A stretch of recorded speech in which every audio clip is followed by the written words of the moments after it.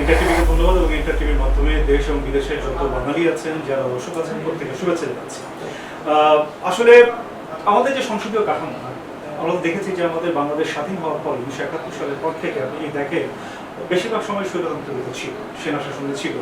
এরপরে যখন গণতন্ত্র পুনরুদ্ধার হলো 1991 সালে, এরপর থেকে যারাই ক্ষমতায় আসার চেষ্টা করেছে তারা কিন্তু আবার সেই একনায়কতন্ত্রের মাধ্যমে প্রতিষ্ঠিত হওয়ার অপচেষ্টা আমরা দেখেছি।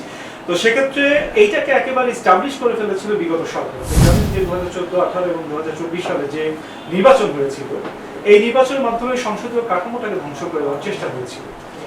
এর প্রেক্ষাপটেই কিন্তু আসলে 24শে জুলাই হয়েছে, জুলাই আন্দোলনটা হয়েছে। এবং আপনি জানেন যে আমরা কিন্তু এই ভোটের যে অধিকার, মানুষের যে অধিকার, সেই অধিকার রক্ষার জন্য বিএনপি সহ প্রায় 64টা রাজনৈতিক দল বিগত 4-5 বছর আমরা আন্দোলন সংগ্রামে ছিলাম, রাজপথে ছিলাম, যুগপৎ আন্দোলন করেছি।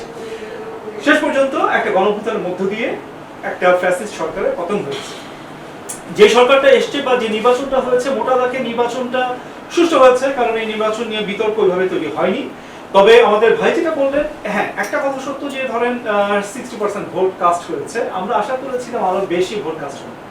কিন্তু ইন্টারেস্টিংলি যে 40%, এটা কিন্তু not a matter of simple number, এটা কিন্তু একটা বিরাট অংশ যে আপনি 40% ভোটার তারা ভোট দিতে আসে না।